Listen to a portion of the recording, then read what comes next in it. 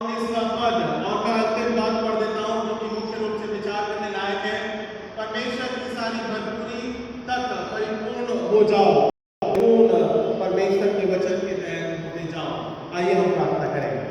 महान चित्तर अनुग्रहकारी पिता परमेश्वर, आपके नाम के तहत पिता परमेश्वर इफिसियों की पुस्तक के अनुसार मसीह के जीवन में परिपूर्ण होते जाओ, जिस प्रकार से पिता परमेश्वर पौलुस हमें प्रेरित करता है। अनुग्रह के द्वारा पिता परमेश्वर वचन के सामर्थ और उसके प्रभुत्व पर पिता परमेश्वर हम हमारे जीवन को व्यतीत करने पाए, इस बात को हम प्रार्थना के रूप में रखते हैं।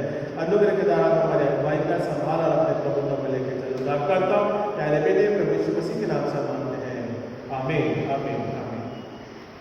सो परमेश्वर का वचन इफिसियों की पुस्तक के अनुसार उसके 3 अध्याय और 19वें पद में इस बात को कहता है या प्रकट करता है। इफिसियों की पुस्तक उसका 3 अध्याय और 19वें पद में हम इस बात को देखते हैं, और मसीह में उसके प्रेम को जान सको जो ज्ञान से भी परे है, कि तुम परमेश्वर की सारी भरपूरी तक परिपूर्ण हो जाओ। To be in his fullness, या फिर हम कह सकते हैं या क्राइस्ट की फुलनेस में या मसीह की परिपूर्णता में अपने जीवन को व्यतीत करो। आधा अधूरा जीवन हमारा और आपके जीवन के लिए शायद सफलदायक नहीं होता है ना। हम बातें करते हैं ना डॉक्टर साहब,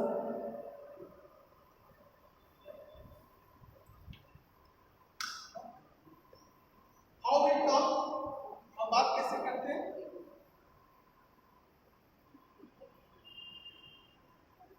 अगर किसी को घटना के बारे में ज्यादा इंटरेस्ट रहता है ना, अगर किसी को घटना के बारे में ज्यादा इंटरेस्ट रहता है ना, तो वो क्या करेगा, पूरी बात करेगा, पूरी बात समझाएगा, बराबर है ना। और इंटरेस्ट रहता है सामने वाले का भी, तो पूरी बात समझेगा भी, है ना। और जो समझेगा उसको मिर्च मसाला लगा के सामने और दूसरे को समझाएगा ना डॉक्टर साहब, है ना। इन द फुलनेस, है ना, यही लिखा है। परमेश्वर के प्रेम में क्या हो गया है, क्या लिखा है, फिर से पढ़ेंगे। हाँ, परिपूर्ण हो जाओ, इट इज फुलनेस, है ना।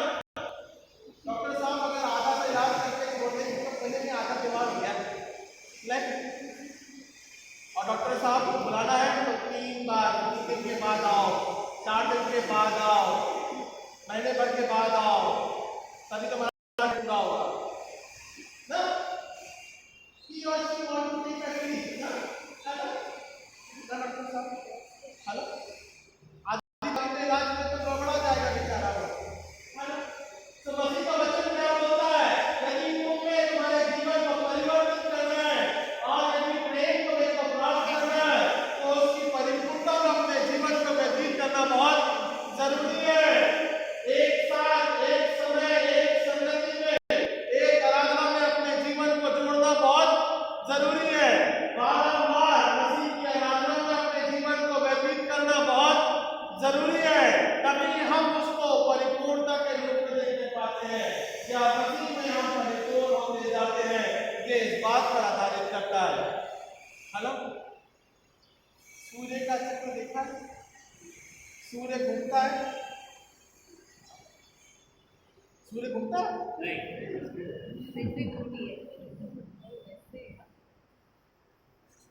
घबराओ नहीं, सूर्य नहीं घूमता है। हेलो, पृथ्वी चक्कर लगाती है, ठीक है ना, पृथ्वी चक्कर लगाती है, तभी उसके बाद में चंद्रमा का ग्रहण जैसे आप देखते हैं, सूर्य ग्रहण जैसे आप देखते हैं, तो वो एक परिपूर्ण, मतलब जब तक चक्कर पूरा नहीं होगा तब तक वो परिपूर्ण नहीं होता है, वो ग्रहण नहीं कहलाता है, ठीक है ना। तो सूर्य नहीं घूमता है, पृथ्वी और उसके बाद के चंद्रमा काम करते हैं। तो आप हमारे जीवन में परमेश्वर का वचन घूमता है, और जब तक वो 365 दिन तक जब तक वो घूमता है तब तक वो परिपूर्ण होता जाता है। जिस दिन परमेश्वर के वचन के द्वारा वो चक्कर अगर हम आधे रूप में खत्म करेंगे तो वो उस समय परिपूर्ण नहीं हो पाता, या फुलनेस में हम नहीं बना पाते, या फुलनेस में हम हमारे जीवन को नहीं रखने पाते।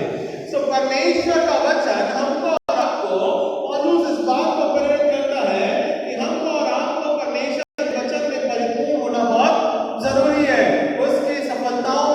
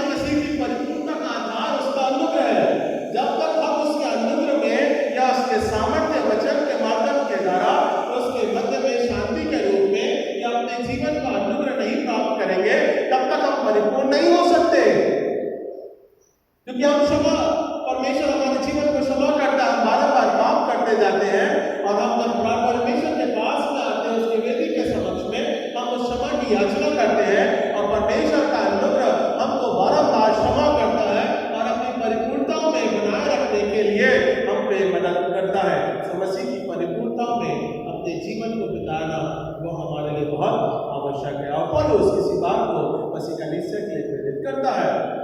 मसीह पर आधारित हमारा जीवन बना रहने पाए, उसके वचन पर आधारित या उसके अनुग्रह पर आधारित हमारा जीवन रहने पाए, ये मसीह की परिपूर्णता के बारे में कहलाता है।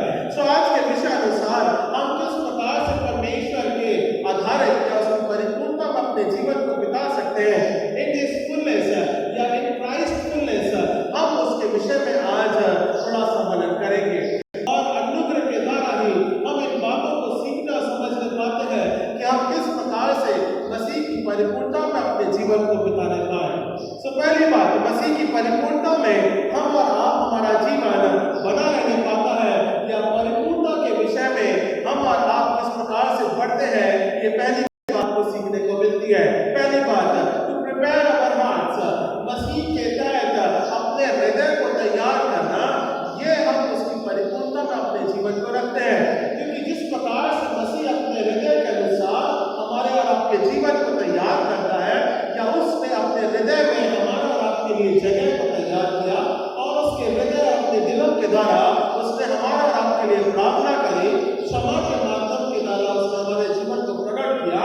और पहली बात, हे पिता इनके पापों को क्षमा कर, ये उसके हृदय में से निकला हुआ वचन है, ये उसके हृदय से निकला हुआ वचन है और जब उसके हृदय से निकलता है तब वो मसीह की परिपूर्णता के बारे में कहलाता है कि मसीह पूर्ण है और वो चाहता है कि हम भी पाप को धो करके मसीह की योजनाओं में या उसके वचन के तहत परिपूर्ण होते जाएं क्षमा के माध्यम के द्वारा। इसलिए वो पिता से क्षमा को प्राप्त करता है।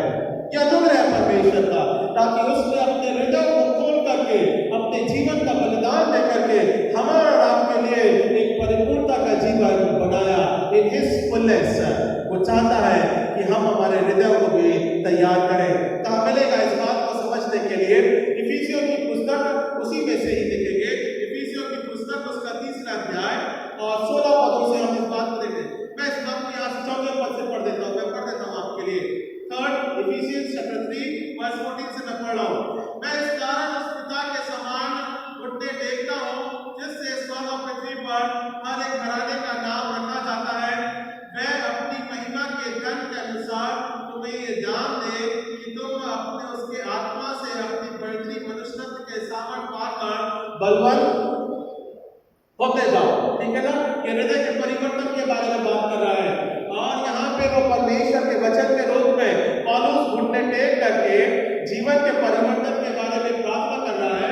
इफिसियों के तहत इस बात को प्रार्थना के रूप में रखता है और तुम्हारा जीवन क्या हो जाए, अपने हृदय को इस प्रकार से परिवर्तित करो ताकि तुम्हारा पुराना मनुष्यत्व है ना, तुम्हारा भीतरी मनुष्यत्व, तुम उसमें क्या करते जाओ, सामर्थ पाते जाओ, उस बदलाव को तुम महसूस करो।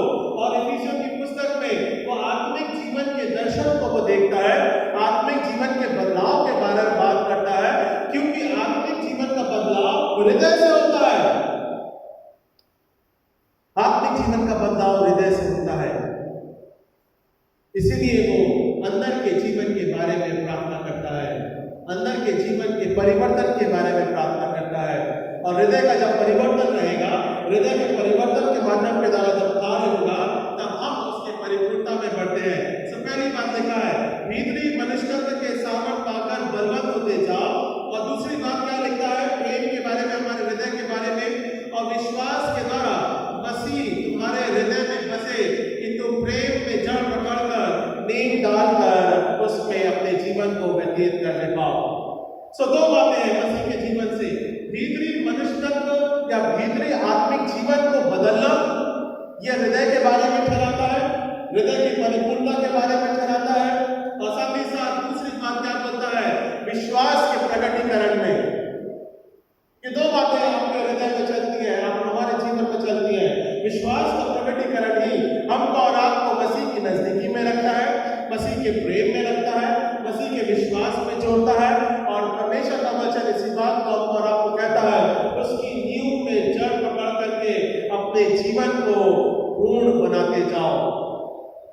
कभी भी कोई भी पेड़ या फल जब देने के लायक होता है, जब तक वो पेड़ या जड़ से मजबूत नहीं होगा तब तक वो फल नहीं दे सकता, क्योंकि उसकी जड़ या उसकी नींव मजबूत होना चाहिए। हमारा और आपका आत्मिक जीवन फल तब तक नहीं दे सकता जब तक मसीह हमारी जड़ नहीं है। और दो बातें जड़ पकड़ने के लिए तैयार रखती है, वो है हमारा भीतरी मनुष्यत्व और हमारा विश्वास। ये दो बातें जब तक हमारे जीवन में नहीं रहेंगी तब तक हम मसीह में जड़ नहीं पकड़ सकते, परिपूर्ण नहीं हो सकते, परिपक्व नहीं हो सकते और हम फल नहीं प्रदान कर सकते। सो मसीह का जीवन इस बात को प्रकट करता है और पौलुस मसीह के जीवन के रूप में हमको और आपको प्रेरित करता है कि उसके जीवन के तहत जड़ पकड़ते हुए विश्वास में, दृढ़ता में, भीतरी मनुष्यत्व को, अपने हृदय को हम तैयार करें ताकि हम उसमें जड़ पकड़ करके आत्मा के फलों में परिपूर्ण होते जाएं। तभी हम सफल होने पाते हैं, तभी हम सफल होने पाते हैं। और मसीह जीवन इसी बात को प्रेरित करता है। मसीह जीवन हमारे और आपके जीवन को इसी बात को खिला के कहता है और वो कहता है कि मैं तुम में वो फल देखना मांगता हूँ ताकि तुम उस जीवन में परिपूर्ण होते जाओ, परिपूर्ण होते जाओ। मसीह का आत्मा इसी बात को हमें प्रेरित करता है। मसीह हमारे और आपके जीवन में परिपूर्णता के विषय के रूप में इसी बात को कहता है आत्मिक जीवन की तैयारी सिद्धांतों के रूप में भी होना चाहिए, बहुत जरूरी है। सिद्धांत होते हैं, प्रिंसिपल्स होते हैं हमारे जीवन में। हम कभी कभार हमारे सिद्धांतों में से भटक जाते हैं। We work not according to our principles, है ना? हम कभी कभार हमारे प्रिंसिपल से या फिर सिद्धांतों से हम भटक जाते हैं। आत्मिक जीवन का सिद्धांत, हृदय के जीवन का जीने का सिद्धांत या हृदय के तहत अपने जीवन की तैयारी का सिद्धांत पौलुस इसी बात को प्रेरित करता है तुम तुम्हारे आत्मिक जीवन के सिद्धांतों को बदलो। मसीह के तहत जब विश्वास रखते हो, मसीह के तहत जब विश्वास में बढ़ते हो, मसीह कलीसिया जिस सिद्धांत में बढ़ते हैं वो सिद्धांत तुम्हारा भटकना नहीं चाहिए, तभी तुम मसीह के जीवन में परिपूर्ण होते जाओगे।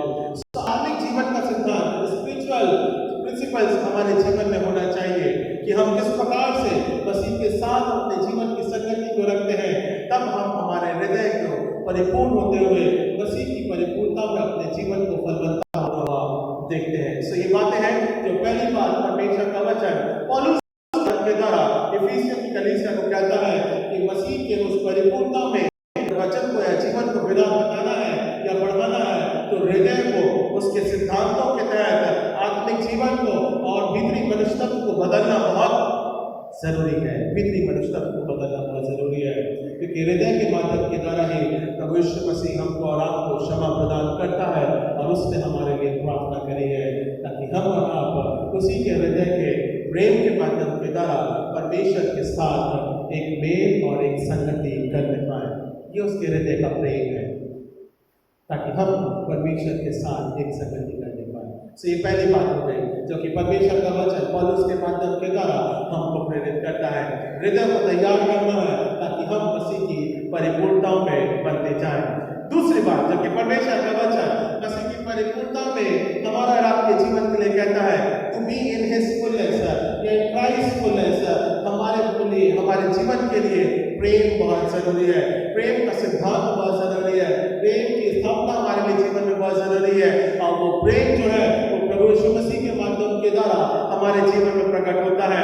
और प्रेम जो है वो दो प्रकार से हमारा आप जो जीवन में रखते हैं, एक वो जो कि हम स्वर्गीय प्रेम के रूप में रखते हैं या मसीह के प्रेम के द्वारा रखते हैं, और एक वो जो कि हम संसारिक प्रेम रखते हैं या हम हमारे संसारिक जीवन में प्रेम की स्थापना करते हैं। संसारिक प्रेम जो होता है, जिस प्रकार से हम और आप जानते हैं, थोड़े समय के लिए, थोड़े अंतराल के लिए होता है, किसी मनुष्य या किसी व्यक्ति या विशेष के लिए होता है और कुछ समय के बाद में वो प्रेम भी समाप्त हो जाता है। क्यों वो प्रेम समाप्त हो जाता है? क्योंकि हम कभी कभार उसका विरोध करते हैं, हम कभी कभार उससे लड़ते हैं, हम कभी कभार उससे झगड़ते हैं। ये मनुष्य जीवन का सिद्धांत है और इस मनुष्य जीवन के सिद्धांत में वो प्रेम ऊपर नीचे होता ना, वो प्रेम ऊपर नीचे होता रहता है, टिकता नहीं, स्थिर नहीं रहता। ये हो गया संसारिक प्रेम ना, ठीक है ना। कभी दो सीढ़ी ऊपर चढ़ गया, कभी दो सीढ़ी नीचे आ गया, ये संसारिक प्रेम है। वेर यू लव, पल भर में, है ना, ज्यादा नहीं बोलता, पल भर में हम प्रेम से बात करते हैं और पल भर में उससे झगड़ भी करते हैं, है ना। That is a worldly love, है ना, संसारिक प्रेम है। पर परमेश्वर प्रभु यीशु मसीह इफिसियों की पुस्तक के अनुसार जब मसीह की फुलनेस के बारे में कहता है या मसीह की परिपूर्णता के बारे में कहता है या उसकी परिपूर्णता में जब हम बने रहते हैं तो वो प्रेम पर आधारित होना चाहिए। प्रेम की संगति हमारे जीवन में बनी रहनी चाहिए। हृदय तो है, हृदय के साथ में उसमें प्रेम भी बना रहना चाहिए, तब हम उसकी आत्मिक परिपूर्णता में बनते हैं। निकाल दीजिए तीतुस की पुस्तक इस प्रेम की परिभाषा को समझने के लिए या प्रेम के द्वारा हम मसीह की परिपूर्णता में बनते हैं। तीतुस की पुस्तक, तीतुस की पुस्तक उसका 3रा अध्याय और उसके 4थे पद से हम देखेंगे। मैं पढ़ देता हूं आपके लिए। निकाला क्या बेटा? Oh very good, okay. पर जब हमारे उद्धारकर्ता परमेश्वर की कृपा और मनुष्य पर उसकी प्रीति प्रकट हुई, ठीक है ना, ये परमेश्वर के प्रेम के बारे में है, ठीक है ना।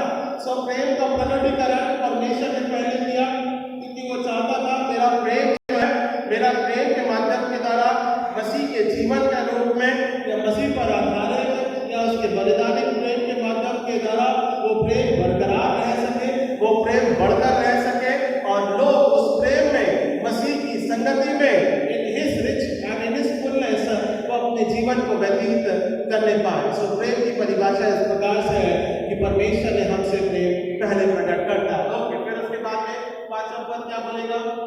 ये एक साथ जोड़ दिया बेटा क्या? और नहीं होता है। तो उसने हमारा उद्धार किया और ये धर्म के कामों के कारण नहीं जो हमने आप किए, पर अपनी दया के अनुसार नए जन्म के स्नान और पवित्र आत्मा के हमें नया बनाने के द्वारा हुआ। परमेश्वर का वचन इस प्रकार से कहता है 5वें पद में, तो उसने हमारा उद्धार और ये धर्म के कामों के कारण नहीं जो हमने आप किए, पर अपनी दया के अनुसार करता है। धर्म के काम हमारा और आपके जीवन में कभी भी परमेश्वर के प्रेम को वहां पे स्थापित नहीं करने पाते। अगर धर्म के काम के अनुसार अगर हम करेंगे तो वो प्रेम अस्थिर है। धर्म के काम नहीं बल्कि हमारा और आपके जीवन का विश्वास, हृदय से प्रेम के प्रकटीकरण और उसके तहत विश्वास की संगति और उसके तहत मसीह के विश्वास पर अपने जीवन की दौड़ को दौड़ना, और तब वो धर्म के काम हमारे जीवन में जब जुड़ते हैं इन तमाम बातों के तहत, तब हम उसके अनुग्रह में, उसकी फुलनेस में हम परिपूर्ण होते हैं। तो कोई एक बात नहीं है, उसमें ढेर सारी बातें होती हैं। उसमें हृदय भी होता है, उसमें विश्वास भी होता है, उसमें प्रेम भी होता है, उसमें धर्म का काम भी होता है। तमाम जब ये बातें हमारे मनुष्य जीवन में जुड़ती हैं, तब हम मसीह की परिपूर्णताओं में आगे बढ़ने पाते हैं। क्योंकि परमेश्वर का वचन हमको और आपको मसीह के विश्वास के रूप में मसीह की दौड़ को पूरी करने के लिए ठहराया जाता है। कलीसिया ऐसी बात को बड़े विश्वास में रखती है ताकि उसकी परिपूर्णता में अपने जीवन को बिताने पाए। सो क्या हुआ है 5वें पद में? उसकी दया के अनुसार हुआ है नए जन्म के स्नान और पवित्र आत्मा ने के हमें नया बनाने के द्वारा हुआ है। 6वें पद में क्या लिखा हुआ है? जिसने उसे हमारे उद्धार करता यीशु मसीह के द्वारा हम पर अधिकारी से उड़ेला, जिसने हम में उसके अनुग्रह से धर्मी कराकर अनंत जीवन के लिए आशा के अनुसार विरास बने, है ना, वारिस बने या विरास में हम शामिल होने पाएंगे। ये क्या हुआ है मालूम है? दूसरी बात क्या लिखा है उसमें? प्रेम की परिभाषा क्या है? क्या लिखा हुआ प्रेम की परिभाषा? 6वें पद में लिखा, बहुत खूबसूरती से लिखा है, जिसने उसने हमारे उद्धार करता यीशु मसीह के द्वारा हम पर अधिकारी से He has flown, overfilled with his blood, है ना। मसीह को उसने कैसे हमारे लिए उड़ेल दिया? उसका लहू हमारे नाम के लिए अधिकारी से बहाया। उस क्रूस पर से प्रभु यीशु मसीह ने अपने लहू को बहने दिया ताकि लोग अधिकारी और अधिकारी और अधिकारी और अधिकारी से उसके लहू पे विश्वास रखते जाएंगे। जब तक लहू पानी नहीं बन गया तब तक वो लहू बहता रहा। इसका मतलब यह है अधिकारी से उड़ेला गया, और ये उसके प्रेम की परिभाषा है, ये उसके जीवन की परिभाषा है। उसने हमारा और आपके जीवन की परिपूर्णता के लिए बहुत अधिकारी से उड़ेला। नहीं रखी। वचन के आखिरी रूप तक और क्रूस पर से अपने बलिदान होने तक और अपने जीवन के मृत्यु तक, अपनी आत्मा के प्राणों के बलिदान तक, तमाम बातें जिस प्रकार से हम देखते हैं, उसने हमारे और आपके लिए अधिकाई से उड़ेला। पौलुस इसी बात के लिए कहता है, जब उसने हमारे और आपके लिए बड़े प्रेम से अधिकाई से उड़ेला है, तो ये हमारा भी फर्ज बनता है कि हम भी मसीह के तहत अपने प्रेम को बरकरार बनाए रखने पाए, या मसीह के तहत प्रेम में जुड़ने पाए, या अधिकतर मसीह में अपने जीवन को हम ठहराने पाए। और क्या लिखा हुआ है 7वें पद में, जिसने हमें उसके अनुग्रह से धर्मी कराकर अनंत जीवन की आशा के अनुसार वारिस बने। न केवल अधिकाई से उड़ेला है, बल्कि हमको और आपको उसकी परिपूर्णता में बने रहने के लिए हमें उसकी मिरास में या वारिस होने के लिए भी ठहराया गया है। और मसीह हमारे और आपके लिए न केवल इस पृथ्वी में रह के काम करता है, बल्कि वो चाहता है कि हम सारा स्वर्गीय राज की संगति को भी करने पाए। That is the fullness. यही है ना कंप्लीट उद्धार, द कंप्लीट सैल्वेशन। मनुष्य जीवन का कंप्लीट सैल्वेशन क्या है? न केवल वो यहाँ रहकर उद्धार को प्राप्त करे, बल्कि वो उद्धार का जीवन स्वर्गीय राज तक भी वो प्राप्त करने पाए। इसीलिए वहां पे लिखा है, वो विरास में या अपने वारिस होने के लिए वो हमको बताता है या कराता है। ये उसका प्रेम है, और उसकी प्रेम की परिभाषा हम और आप इसी बात के तहत उसकी परिपूर्णता में हम देखने पाते हैं। ये दूसरी बात हो गई। मसीह की परिपूर्णता हमारे और आपके जीवन में विश्वास के माध्यम के द्वारा, हृदय के रूप में विश्वास के सिद्धांतों के चलने के द्वारा और उस प्रेम के माध्यम के द्वारा हम देखने पाते हैं। ये हो गई दूसरी बात। तीसरी बात, परमेश्वर का वचन क्या बोलता है कि उसकी परिपूर्णता में अपने जीवन को बिताना। और इफिसियों की पुस्तक उसके 3 अध्याय के अनुसार 19वें पद में कि तुम उसकी परिपूर्णता में बढ़ते जाओ। तीसरी बात, हमको और आपको मसीह के व्यवहार या उसके हम कह सकते हैं चरित्र में अपने जीवन को बिताना बहुत जरूरी है। In the nature of Christ, मसीह के व्यवहार या उसकी चरित्र में या उसकी चरित्रता में अपने जीवन को व्यतीत करना बहुत जरूरी है। ये तीसरी बात परमेश्वर अपने वचन के माध्यम के द्वारा उसकी परिपूर्णता में करा के कहता है। फिलिपियों की पुस्तक को निकाल लीजिए मेरे लिए। फिलिपियों की पुस्तक उसका 2 अध्याय और 5, 6 और 7 पदों के बीच में हम इसे देखेंगे। फिलिपियंस चैप्टर 2, फिलिपियों की पुस्तक उसका 2 अध्याय और उसके 5वें पद से हम इस बात को देखेंगे। 2 अध्याय 5वें पद में देखिएगा, उसके स्वभाव में या उसके चरित्र में या नेचर ऑफ क्राइस्ट हम किस प्रकार से उसकी परिपूर्णता में अपने जीवन को बिताते हैं, किस प्रकार से परमेश्वर इस बात का प्रकटीकरण करता है। 5वें पद में, जैसा मसीह यीशु का स्वभाव था वैसा ही तुम्हारा भी स्वभाव, इन दैट सेम नेचर। अगर हमें उसकी परिपूर्णता में अपने जीवन को व्यतीत करना है, यदि हमको और आपको मसीह की परिपूर्णता में अपने जीवन को बिताना है, तो हमको और आपको अपने उस स्वभाव में, उस स्वभाव की सहभागिता में, उस नेचर में अपने जीवन को ढालना उसके स्वभाव में ढलना बहुत जरूरी है। ये मैंने शाम में उदाहरण दिया था, मैं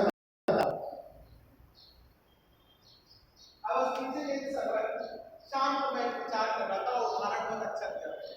पानी पीते हैं, पानी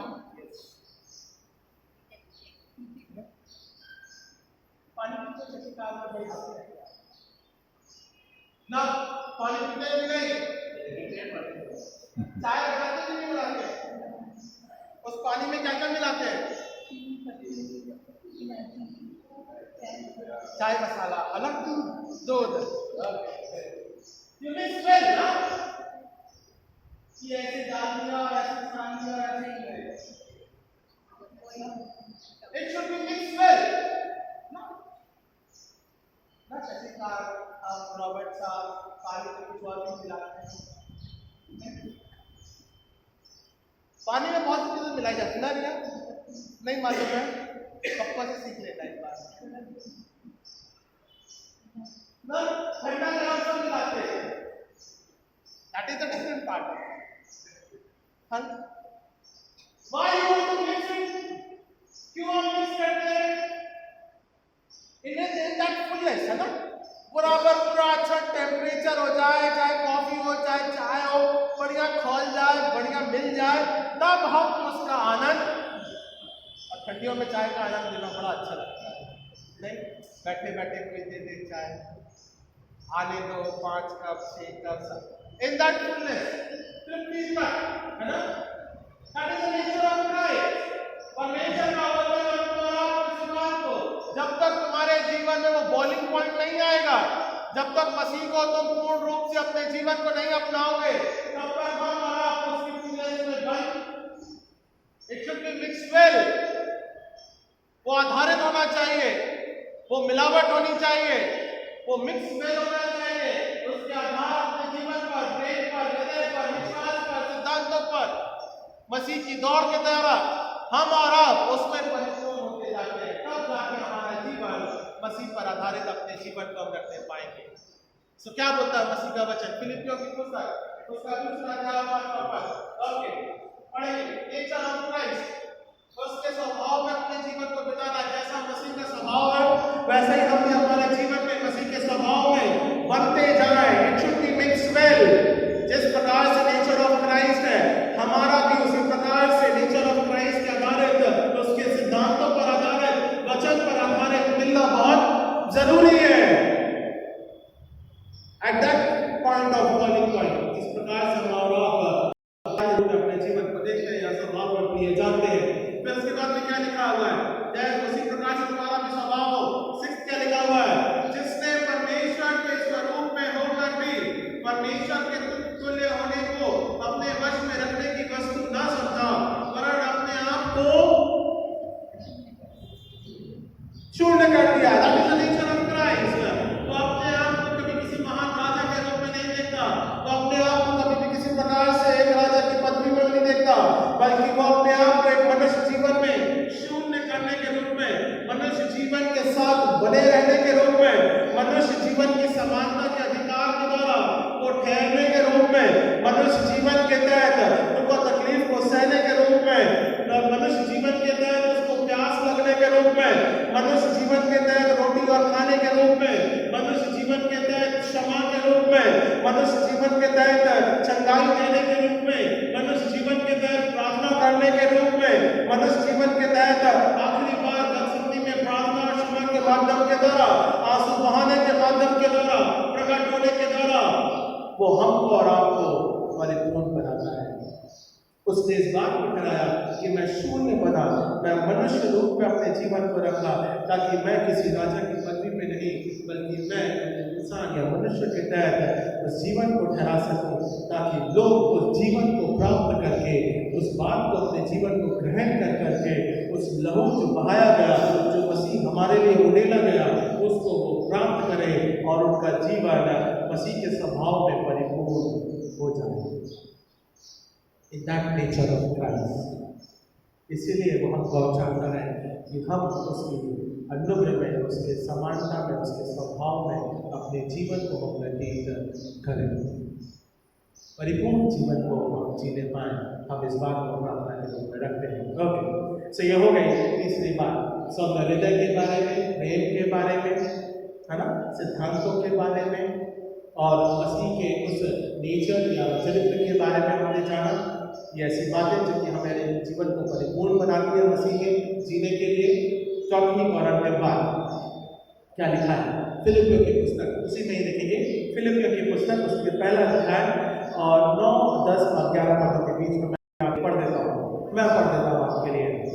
चौथी और अंतिम बात, यहाँ तक कि तुम उत्तम से उत्तम बातों को प्रिय जानो और मसीह के दिन तक बने रहो और ठोकर न खाओ, और उस धार्मिकता के फल से जो यीशु मसीह के द्वारा होते हैं भरपूर होते जाओ, जिससे परमेश्वर की महिमा और स्तुति होती रहे।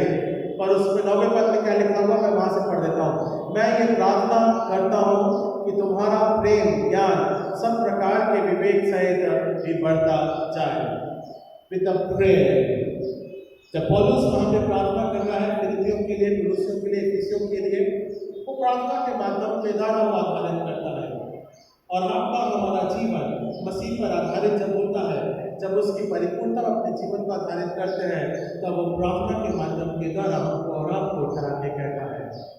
प्रार्थना में परिपूर्ण होना बहुत जरूरी है। और पौलुस इसी बात को हमको और आपको समझाता है। प्रार्थना के माध्यम के द्वारा वो लोगों को एक साथ करता है। मसीह में हमारी प्रार्थना जब हम एक साथ करते हैं, एक साथ प्रार्थना में संगति करते हैं, तब हम उसके जीवन में या उसके स्वभाव में परिपूर्ण होते जाते हैं। 11वें पद में मुख्य रूप से लिखा हुआ है, मैं पढ़ देता हूँ। और उस धार्मिकता के फल से जो यीशु मसीह के द्वारा होता है भरपूर कैसे होगा? मसीह की भरपूरी किस प्रकार से होती है? जब हम प्रार्थना में जीवन अपने जीवन को हम बिताते हैं। ये 4 बातें हैं प्रियो, जब हम मसीह की परिपूर्णताओं में अपने जीवन को रखने पाते हैं या उसकी भरपूरी में अपने जीवन को जब हम बिताने पाते हैं, ये 4 बातों पर हम आधारित करें अपने जीवन को, प्रेम के द्वारा, उसके विश्वास के द्वारा, सिद्धांतों के माध्यम के द्वारा, एक साथ संगति में, स्वभाव में, अपने जीवन को प्रार्थना पर आधारित करते हुए। ये 4 ऐसी बातें हैं जहाँ पे हम मसीह में परिपूर्ण होते जाते हैं। मसीह का प्रेम इसी प्रकार से आप सबों के लिए सदा बना रहे पाए। आइए हम प्रार्थना करें। महान रचिता कार्यकारी पिता परमेश्वर, हम प्रार्थना करते हैं पिता आज के समय के लिए, आपकी दया के लिए, अनुग्रह के लिए पिता, मसीह के जीवन की परिपूर्णता में पिता परमेश्वर हम हमारे जीवन पर रखने पाते हैं। सब इस बात को धन्यवाद के साथ रखते हैं पिता परमेश्वर। होने दें आपका प्रेम, आपका पिता परमेश्वर विश्वास के द्वारा आधारित सिद्धांत पिता, हृदय पिता परमेश्वर और पिता परमेश्वर स्वभाव और प्रार्थना पिता परमेश्वर हमारे जीवन में बनी रहने पाए, ताकि हम मसीह की परिपूर्णता में अपने जीवन में रहने पाए। प्रार्थना करते पिता, हमारा पिता परमेश्वर सामर्थ्य परमेश्वर है, हम पे अपनी करुणा को, प्रेम को उंडेला है पिता। और पिता परमेश्वर आपका लहू पिता परमेश्वर जो कहा गया वो बलिदानिक प्रेम। प्रार्थना करते पिता परमेश्वर इस प्रेम के स्वभाव में और उसके पिता परमेश्वर परिपूर्णता में पिता हम अपने जीवन को बदल पाए, क्षमा के माध्यम के द्वारा ठहराने पाए। हम इस बात को प्रार्थना करता प्यारे बेटे यीशु मसीह के नाम से मांगते हैं, कबूल कीजिए। आमीन।